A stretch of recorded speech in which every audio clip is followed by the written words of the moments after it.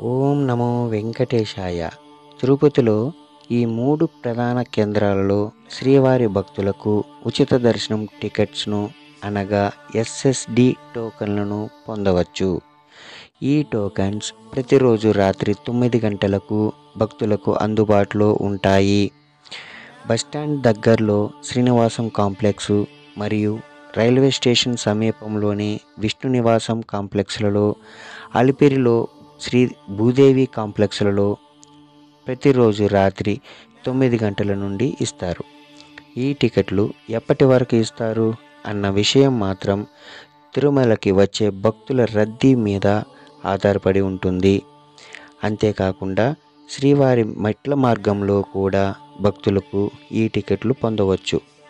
భక్తులు ఈ టికెట్లను ఉదయం 5 గంటల నుండి నడకదారిలో పొందవచ్చు. తరువాత ఈ టికెట్లను పొందిన భక్తులు ఆ నడకదారి మధ్యలో తప్పనిసరిగా టీటీడీ వారు వెరిఫికేషన్ చేసిన సీలును వేసుకోవాలి. ఈ వెరిఫికేషన్ సీల్ లేకపోతే శ్రీవారి దర్శనమునకు అనుమతించబడదు. 12 సంవత్సరముల లోపల ఉన్న చంటి పిల్లలకు, చిన్నారులకు ఈ వెరిఫికేషన్ సీల్ లేకపోతే శ్రీవారి దర్శనమునకు అనుమతించబడదు. 12 సంవత్సరముల లోపల ఉన్న చిన్నపిల్లలకు టికెట్లు అవసరం లేదు. వయసు నిర్ధారణ కోసం చిన్నపిల్లల జనన ధృవీకరణ పత్రము లేదా వారి ఆధార్ కార్డులను అందుబాటులో ఉంచుకోవాలి. భక్తుల సేవయే శ్రీవారి సేవ.